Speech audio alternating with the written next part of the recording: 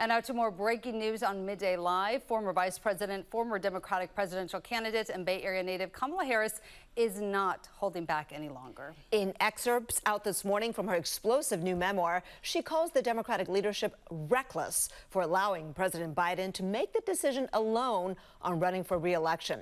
And she has sharp words for Biden's inner circle for not defending her. These are the most critical words Harris has had about her former boss and his staff after she replaced him at the top of the ticket and suffered a crushing defeat to President Trump. ABC 7 News reporter Zach Fuentes has been speaking to political experts and has more about some of what is in Harris's sure to be controversial new book. Good morning, Zach. Yeah, good morning to you guys. In that excerpt published in The Atlantic, the former vice president and Bay Area native not only called it recklessness for the Democratic Party and the Biden family to let President Biden run for re-election, she also spoke about challenges she had with Biden's staffers.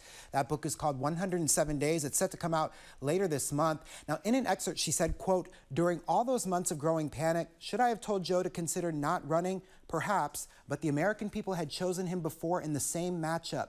Maybe he was right to believe that they would do so again."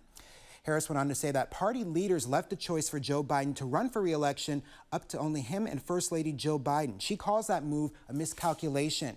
And also, in taking aim at the White House inner circle at the time, she accused some aides of treating her as a threat to the president. One political analyst I spoke with said that based on the excerpts released, the vice president's book is really giving an insight into the 2024 presidential campaign that we hadn't seen before.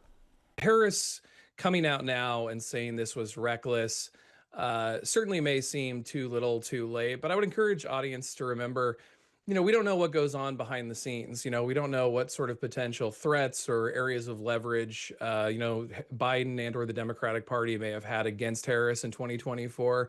So I think there's still a lot we need to figure out in terms of her decision making of how she handled that campaign and who was in her ear. Now, despite the criticism, Harris did defend Biden's abilities, writing that on his worst day, he was still more knowledgeable and capable than his opponents, and attributing his struggles on the campaign trail to fatigue rather than cognitive decline. More excerpts and headlines are likely to come from Harris's book in the coming days and weeks. That book is set to be released September 23rd. Live in studio, Zach Fuentes, ABC 7 News.